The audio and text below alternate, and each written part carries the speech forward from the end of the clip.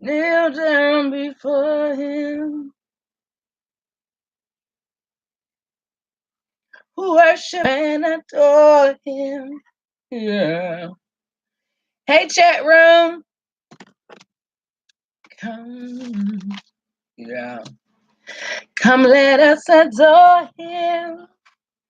Hallelujah. Kneel down before him. Get it on. Dang, girl. Worship and adore him. This is what I'm about to read. You may not care, you may care, but guess what? We in there. We in there. I'm about to read this because some people want to hear it. And I know some of y'all don't care, but since I project onto you how I feel like you care because I care. And you may not care, I could be wrong. But we're going to read today. And what I'm going to do is I'm going to do this. I'm going to commit to every Saturday. No, that's too long. That takes too long. A chapter. We'll be reading this book for the rest of our lives. Hey, Miss Avanti, reading this book for the rest of our lives. So I don't know. Maybe we'll do like 3 times a week, or maybe I won't lie to you at all, and we just gonna read it as we read it because I don't want to not start and not finish the book, and then because I'm not gonna do that. So when I read it, I'm gonna read it with y'all. Okay. So this book is by Devon Franklin. It's called The Truth About Men. Apparently he's been spitting some knowledge and some wisdom, okay, to fellas. Now this book is What Men and Women Need to Know by New York Times best-selling co-author of The Wait, Devon Franklin. The Truth About Men, How to Tame Your Puppy Dog, okay? And so we're going to read some of this now. I think it's going to be pretty interesting. First, I'm going to read the little inner flap, okay? It says, we hear it all the time. Men can't be faithful. Men don't communicate. Men love, I don't know if you should be in here, girl. Men love the whoopee. Men are addicted to power. Men are dogs. But what is the truth about men? Our culture is obsessed with telling women what they need to do to improve. Yet there isn't much attention given to the work each man must do to become his best self. In fact, society almost discourages men from improving by excusing bad behavior with phrases like, boys will be boys, or that's just locker room talk. Yes, it's this type of encouragement that contributes to infidelity, destroyed families, divorce, and derailed careers. Y'all know that Donald Trump said it was locker room talk when he was going around talking about grabbing by the boot boot. Hey, Eddie Natural. Thank you, girl. You can come back and check the replay because we're gonna learn some stuff from this here book right here. In The Truth About Men, Devon Franklin challenges men to step up and take accountability for their manhood and provides guidance on how to do so. He also reveals the truth that most women don't know about the internal struggle tearing men apart and how he battles with it as well. Devon believes transformation starts with transparency. I believe that too, Devon. The Truth About Men is an honest, personal, and transparent look into the issues that plague men. He also gives women insight on how what they don't know is hurting them and provides them with the information they need to prevail. This candid and informative user's manual offers men a roadmap for how to become the men they were created to be while providing women, okay, information on how to navigate relationships with men more effectively. Good morning, Miss Sheena. Good morning. Well, you must be in a different time zone to me. It's 12:43 where I'm at. Yes, I might need to check the book out. Yes, yes. God bless y'all. So we're gonna read some of this. Okay, we're gonna read it. We are going to read it. So that was the little inner flap, okay? Now the introduction, are men really dogs? Okay, first of all, what do y'all think? Do y'all think men are really dogs? I want to know. I don't think anything about it. I don't believe uh um that men are dogs, but I think that in this book he uses men. I think the men and lust is like an analogy for one another. So I think that's what he's saying. You know, of course there's lust there. Of course, men have a harder time controlling their lust. They're not as in tune with their emotions as women are. So they normally think from the outside, we think from the inside, you know what I mean? So I definitely think that there is, an inner dog, if you want to call it that. But y'all already know, there's an inner female dog too. So don't let's get it twisted now. We gotta support the brothers because they need some support too. I don't know why we don't support the men. But the introduction, are men really dogs? Why must I feel that? Why must I chase the cat? Nothing but the dog in me. George Clinton, Atomic Dog. I almost didn't write this book. While I was on the promotional tour for my previous book, The Hollywood Commandments, I decided I was going to take a break from writing for a while. I love writing, but I thought it was time to give it a breather and focus on other aspects of my career. But then one conversation changed everything. Maria Shriver was interviewing me for her Facebook show, Architects of Change, as part of my tour. After the camera stopped rolling, I was talking with her and her staff. This was in the fall of 2017, right around the time the news of Harvey Weinstein's sexual assault scandal broke. Inevitably, we started talking about this, and I said to her off the cliff, I've always wanted to write a book called Are Men Really Dogs? I went on to tell her why I believe men behave badly, why so many men seem to chase after money and power and sex, no matter the cost, and started laying out solutions for how men can take responsibility for and correct the problem. I also started talking about what women need to know about what's really going on inside a man. Maria stopped me and said, You must write this book right now. All right, y'all, make sure y'all love on one another now. And make sure if you like me in real life, you like me on YouTube now. I told her no, I had just released the book and I was going to take a break. She persisted and I said, Okay, I'll think about it.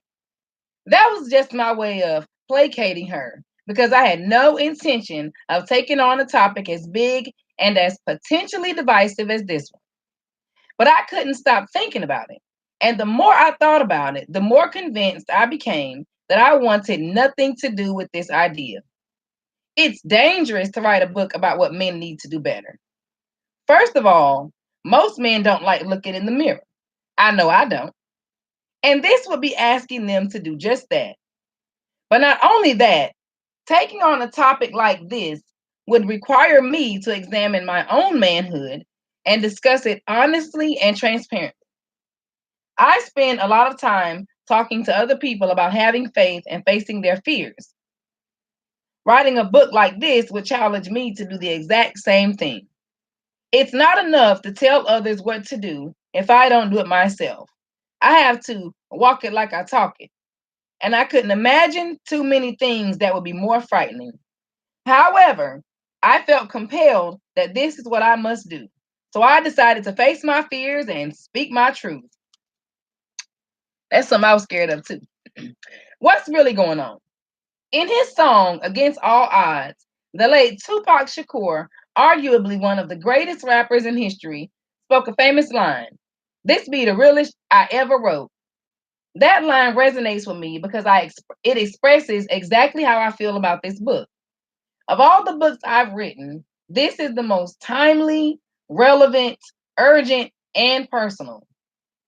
I'm a Hollywood producer and a preacher, and people often ask me why men act the way they do. Those questions didn't start with the tsunami of sexual harassment allegations we started hearing about in the news in late 2017. However, they have intensified since the news about Harvey Weinstein sparked and encouraged legions of women to come forward about the way men have mistreated and or abused them. I realized that in order to really uncover the issue and the root of men's behavior, I needed to start by looking at my own life and family history. What y'all think about Harvey Weinstein? I want to know what y'all think about him. Huh? I was raised in Oakland, California by my mother, my grandmother, and my grandmother's 7 sisters, my great aunt. That's a lot of women. Because I was raised predominantly by women, and spent so much time with them, I saw firsthand the pain that the many men in their lives caused them, primarily due to infidelity. As a young kid, I was so perplexed by this that I asked them, "Can a man be faithful?" They responded unanimously saying, "No. 99% of all men cheat." What? No way! I thought. I was devastated. It sounded like they were citing a fundamental law of the universe. Growing up, I heard, and still hear even now, the following refrain: all men cheat, men can't be faithful, men can't keep it in their pants, men love power, men are greedy, men are dogs. I became fascinated by the question: are men really dogs? It was a personal question for me because my father, Donald Ray Franklin, wasn't around much when my brothers and I were growing up. Shout out to Don Don. He struggled with alcoholism our entire lives. And when he was just 36, I was 9 at the time. He died of a heart attack. That is young to be dying at 36. Oh my goodness. Years after his passing, when I was a teenager, I was at one of my cousin's houses and found a photo of my dad sitting on the bed next to a female family member. My mother was sitting on the same bed, but on the opposite side. Strangely, my dad and this family member were smiling while my mother looked distraught. Uh-uh, wait a minute. I asked someone else in the family, "Do you know why my mother looks so upset in this photo?" This person told me a truth that rocked me to my core, one I've never expressed publicly until now. My dad had cheated on my mom with another woman in my family. Dang. How could this have happened? My own father cheated on my mother with another woman in my family? I drew a quick conclusion. Maybe men really are dogs. And if my father was one, I realized, that must make me one too. Now, how often do we do that now? Make somebody else's demons our own. Take ownership of somebody else's demons. All right, Miss Addie, thank you for coming. Thank you for coming through. And I hope you catch the replay. You be blessed, okay? Let's see. Okay. And if my father was one, I realized that must make me one too. This revelation threw me into disbelief. I decided I didn't want to become part of this 99%. I didn't want to become a dog or act like one. This revelation also sparked my quiet obsession with discovering the answer to two questions: what is going on inside men, and is something wrong with us? As I thought about these questions, I found the easiest response was to take the self righteous path and assume I would never be like that. Yet, as I grew into adulthood, I noticed that deep inside me was a growing and seemingly insatiable appetite for sex, women, money, power, and success. Appalled, I found myself consistently suppressing these desires, trying to live as if they didn't exist. But again and again, I found the power of these urges to be overwhelming at times. Recently, society got a reminder of that power in the avalanche of sexual assault allegations leveled against some of the most prominent, powerful men in the world. As the story started erupting out of Hollywood, from Harvey Weinstein to Kevin Spacey, politics, from John Conyers to Al Franken, sports, from Larry Nassar to Jerry Richardson, and other dominant industries, I began to ask myself, as did many others, how could so many well known, highly accomplished men get to a place where they allowed their urges to control them? Oh, to control them, consume them, and eventually destroy their lives. How could countless men throughout history until this very day have such a difficult time remaining faithful? It seemed beyond explanation. These questions are not meant to be shots fired, point fingers, or be expressions of self righteous indignation. They are part of an honest, anguished search for answers about what really haunts men, no matter our age, race, or position in society. I ask questions like this about my own life. How could my dad cheat on my mom with another woman? How could I have impure thoughts and urges that don't seem to go away with prayer or fasting? Why do I sometimes think about other women, even though I love my wife? It's important that I make something clear. There's a difference between being a harasser and having difficulty controlling urges that could lead to infidelity. I'm not trying to put these things in the same category or paint them with the same broad brush because the physical assault and violation of women is indefensible. Most men have issues managing their urges, but most of those same men would never think of sexually or physically assaulting a woman. I don't smoke weed and I'm not a proponent of it. However, I'm told there are many different materials that can be derived from the cannabis sativa plant. Hemp stalk is a strong natural fiber with no hallucinogenic properties. You got to sit up to read these big words. Ooh. With no hallucinogenic properties that can be used to make clothing and other materials, while marijuana comes from the flowers of the plant. Hemp seeds are high in protein, amino acids, and essential fatty acids and vitamins, and are sometimes considered a superfood. They all have different purposes and properties, but hemp stalk, hemp seeds, and marijuana all come from the same plant. The same goes for men's issues. They can take many forms, yet I believe they all stem from the same root. The lust problem. The Me Too movement actually predates the hashtag that gained popularity in late 2017. It was started in 2006 by Tarana Burke, who founded the movement to help survivors of sexual violence, particularly young women of color from low wealth communities, find paths to healing. The Me Too. Oh, wait, hold on now. Wait a minute. This is just grammatically incorrect. The Me Too movement, the period is, anyway, the Me Too movement was ultimately created to ensure survivors know they're not alone in their journey. Then it was adopted widely in the wake of the sexual harassment scandals, and it became a way for women who have been victims of sexual harassment and assault to speak out about their abuse, many for the first time. In December 2017, the Me Too silence breakers were named Times Person of the Year. According to Me Too, 17,700,000 women have reported a sexual assault since 1998. And that's just those who have reported it. Time's Up is a crusade against sexual harassment that started in January 2018 by a group of 300 women in Hollywood.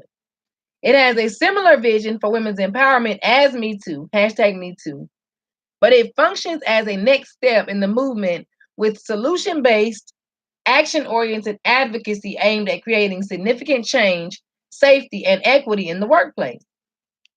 In the wake of the powerful and timely hashtag Me Too and hashtag Time's Up movements that started because of the wave of sexual assault allegations, I began to look for the root cause of sexual harassment and assault. Could the same fidelity and greed issues most men struggle with come from the same roots? As I've delved deeper into my own life and also analyzed what's really going on with other men, I've realized there is an issue that no one's talking about. Men have a lust problem. Well, okay. This is the secret that men carry. While much of my, is that a secret? No. That men have a lust problem, or maybe they don't want to admit they have a lust problem. While much of my focus throughout this book will be on sexual desire, lust is more than just a hunger for sex. Here is my definition. Lust is an overwhelming, selfish impulse for sexual, financial, professional, or personal fulfillment by any means necessary, even if those means are personally, professionally, or spiritually detrimental. Okay? I call this lust the dog. Every man has lust, aka the dog, within him. And when we allow that lust to go untrained, unmanaged, and unmastered, it can cause men to behave just like an untrained dog. When fed, this dog can become powerful enough to destroy every good thing men have planned for their lives. Our society is in a state of emergency because of unmanaged lust running rampant in men. As a result, men are causing untold damage to women, themselves, their families, and our community. Dog training. The most important benefit of training your dog is safety. Your safety, the safety of others, and his own safety. A trained dog is a free dog. Jack and Wendy Volhard from Dog Training for Dummies. Have you ever owned a dog that wasn't trained? What happened when you left it alone all day? Do you remember coming home to find torn up couch cushions, shredded shoes, and everything in chaos? Now imagine that house is your life. If men don't train the dog within, what kind of destruction will continue to happen to their relationships, careers, and reputation? The dog hungers for vice. The dog hungers for vice, women, money, power, and possessions. It covets success. It looks for any kind of instant gratification. The dog hates monogamy, restraint, and patience. But what makes the dog really dangerous is that it is never satisfied. You can feed it vice until you think it's full, but its appetite only grows. The dog wants what it wants when it wants it. None of this is meant to excuse infidelity or bad behavior. Recognizing that the dog exists is not the same as approving of it. Instead, it's recognition of a stark reality. If the man doesn't master the dog will master the man. When men cheat on their girlfriends or wives, the dog is in control. When men lie, cheat, or steal to get ahead in life, the dog is in control. Men all around the world, from all eras and all stations in life, from priests and ministers to poets and presidents, have struggled with the dog. Even in the scriptures, we find accounts of men, from King David to Samson to Apostle Paul, who confessed to having trouble dealing with the dog within them. That's Samson, boy. I'm telling you something. He was a weak one right there for women. Woo! He loved his women. From Julius Caesar to Caligula, history is filled with stories of men who had trouble with the dog. And while it isn't exactly clear when society started referring to men as dogs, in many traditions, including Islam and Rabbinic Judaism, did I say that right? Rabbinic Judaism. Dogs have historically been associated with violence, uncleanliness, and sexual promiscuity. In an article on when Muslims began to have a negative perception of dogs for Quartz India, Alan McKell writes, this idea taps into a long tradition that considers even the mere sight of a dog during prayer to have the power to nullify a pious Muslim's supplication. Every man has lust in him. Every man has the dog in him. That's the bad news. The good news, every man also has love in him. I call this love the master. Every dog has a master. Every man has a dog, and every man has a master within. The cure for the problem of the dog is mastery. The master represents the love in a man, the love of self, love of family, love of the woman in his life, the love of community. There's enough love in a man to counteract the lust in a man. I believe every man truly wants to love and be loved. However, as men, we aren't taught how to love. Why be saying the same thing? Most men stumble in this area of learning what it means to love, especially self love. Boy, I tell you, boy, this is why mastery must be practiced. Because the more men practice love and being loving, the stronger the master will become. When the master is in control, the dog must obey. Mastering love is the key to everything because the dog cannot be eliminated.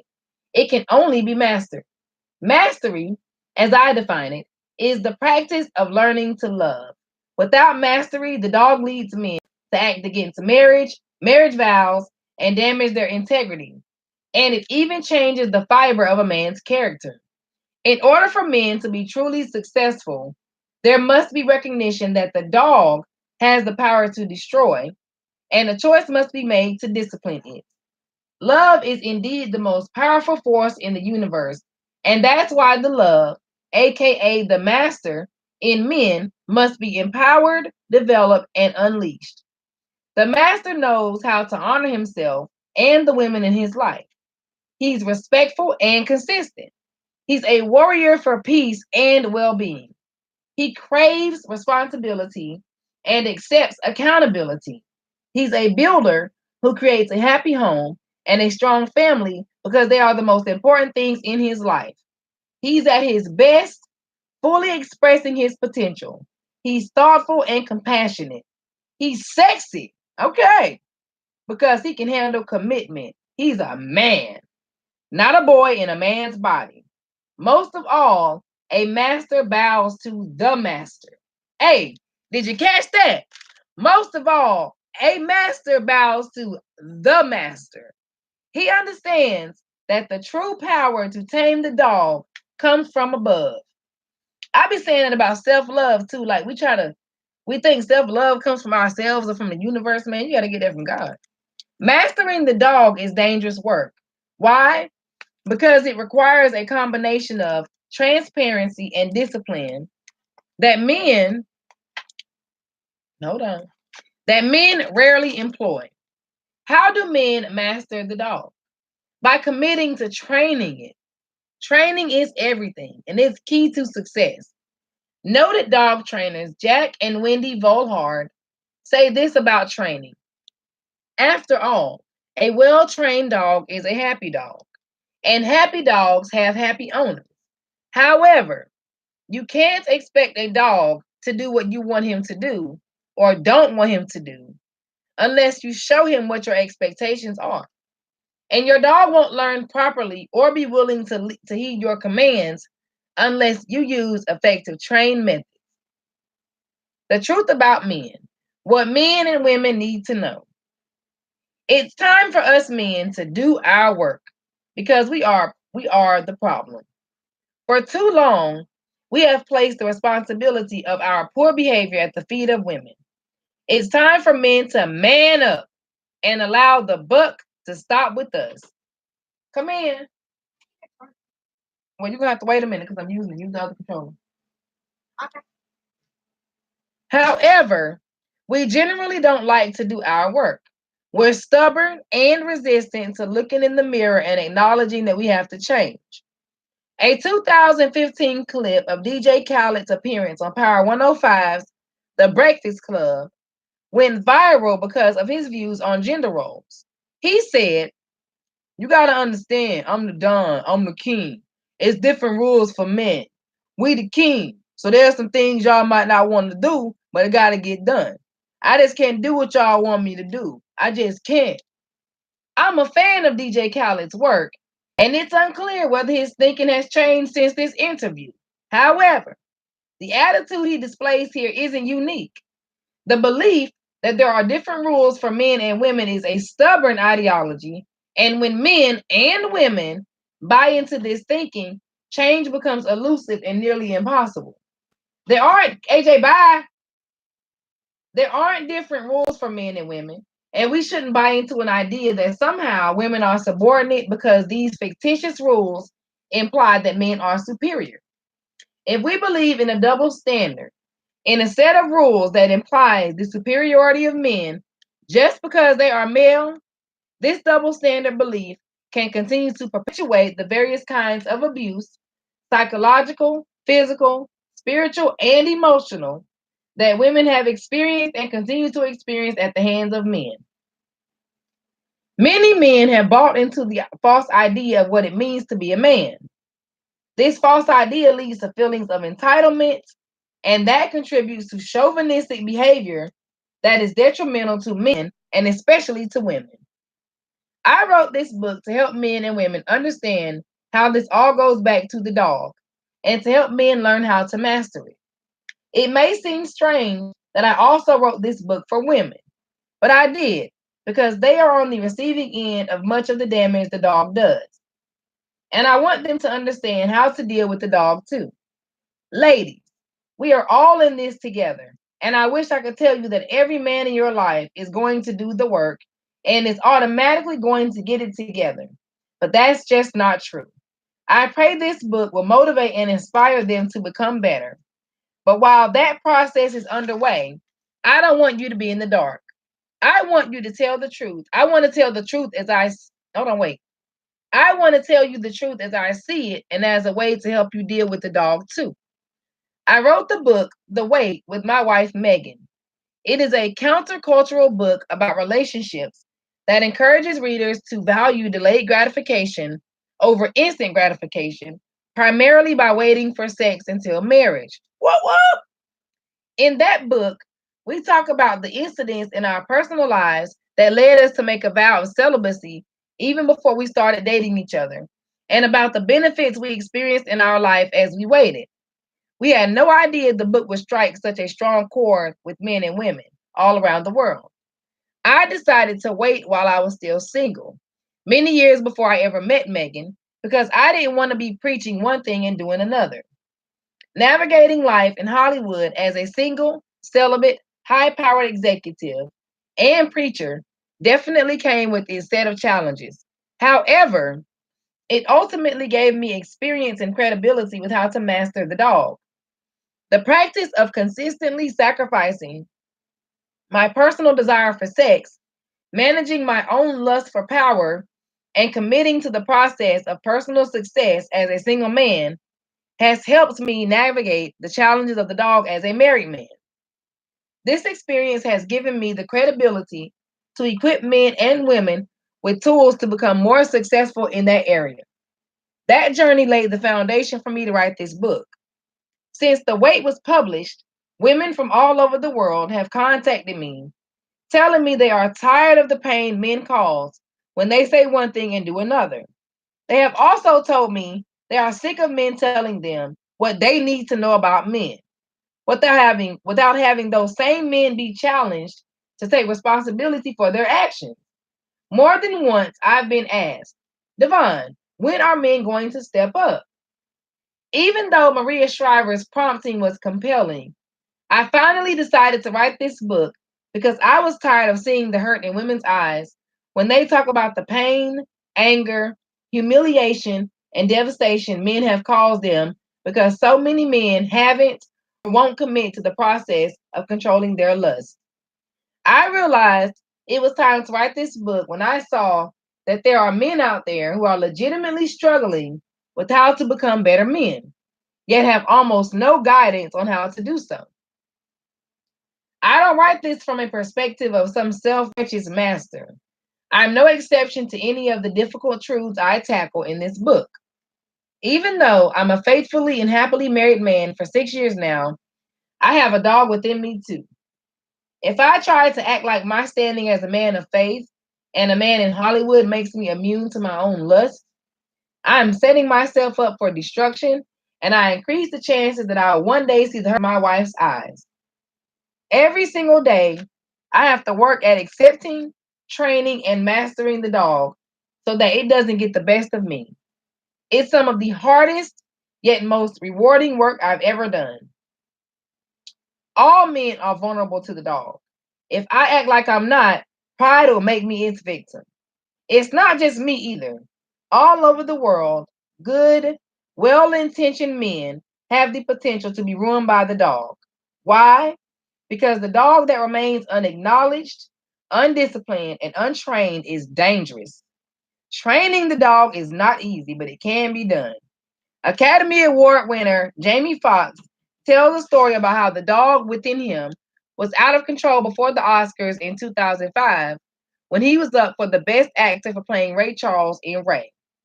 In an interview with Howard Stern on May 23rd, 2017, he said, I'm having such a good time, and I'm not knowing I'm effing up. I mean, I'm drinking. This Jamie Foxx, right? I'm drinking.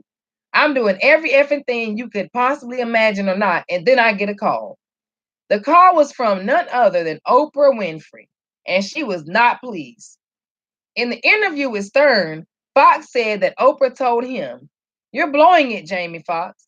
All of this gallivanting and all this kind of S, and that's not what you want to do.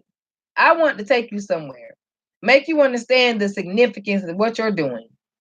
He said that Oprah took him to a gathering at Quincy Jones's home in the Hollywood Hills, where some of the top Black actors from the 1960s and 70s were waiting to do something like an intervention. Among them was the legendary actor Sidney Poitier, who said to Jamie, "I want to give you one thing. I want to give you responsibility. When I saw your performance, it made me grow 2 inches." The message they were sending was clear. You have an opportunity, but also a responsibility. Don't screw it up. Fox says he was so moved and so ashamed that he wept. He told Stern, "To this day, it's the most significant time in my life." Oprah and those great men did something that is key to getting the dog under control. They appealed to the master, and they succeeded in helping Fox tame the dog.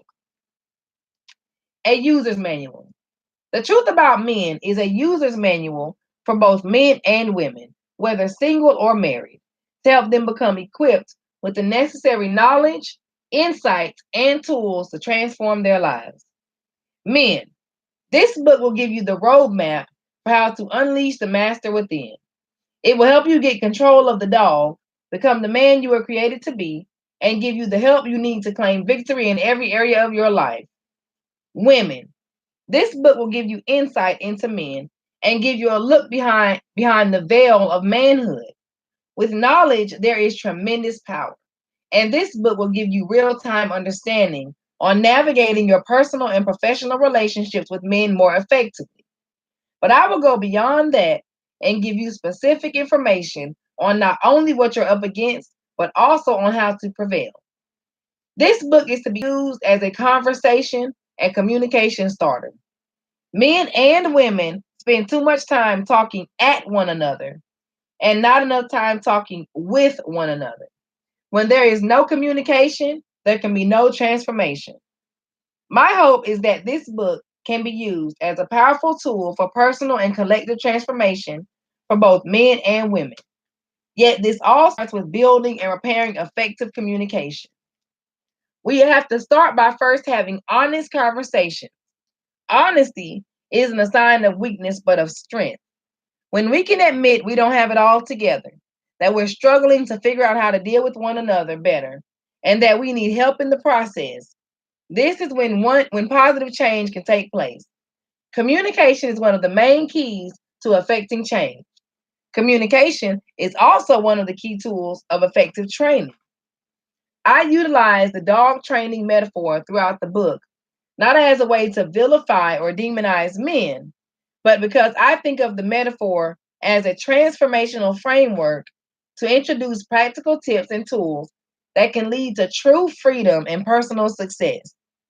In my own life, I've seen the power of what training can do, and I know it can do the same for any man who has the courage to try it and any woman who has the desire to listen. So, are men really dogs? No. But it's time we learn to stop acting like we are. Okay, listen, that was the introduction, okay? And that took me almost 40 minutes. So I'm not reading chapter 1 right now. No, absolutely not. And let me see how these are not small chapters here. These are large chapters here. Okay, so we did the introduction, okay? Now what we're gonna do is the next time I come back, not on live in general, but we're gonna read chapter 1 soon. I promise. And I got to go make me a tuna sandwich or something and take a break. I want y'all to still come in and love on each other. That's what I'm gonna go do. Make me a tuna sandwich. Get off this thing here.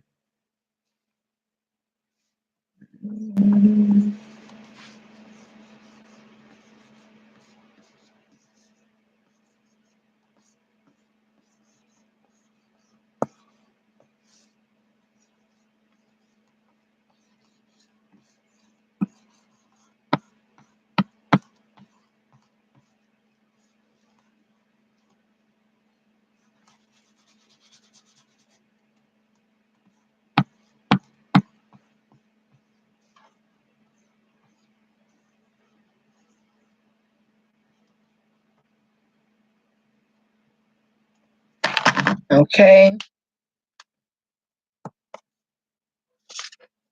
Y'all read that? Is it too low? Hold on, let me help you.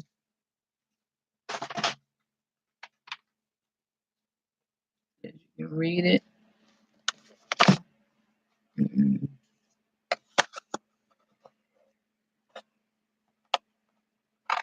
How can I stand this up for y'all? Hold on. That's not high enough. Hold on. So that you know where I'm at when you come in. I want you to know where I'm at when you come in, okay?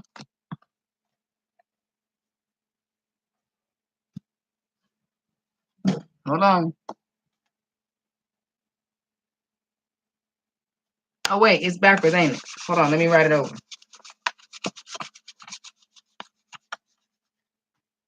Hold on, wait a minute.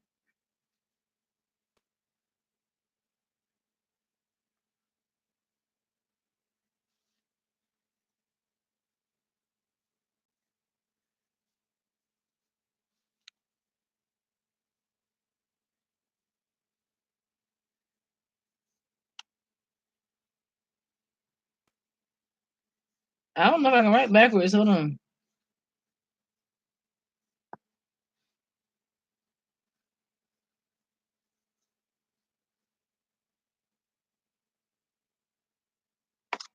All right.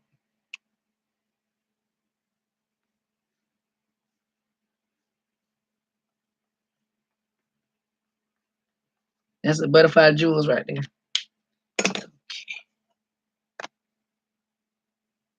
Now y'all can see that.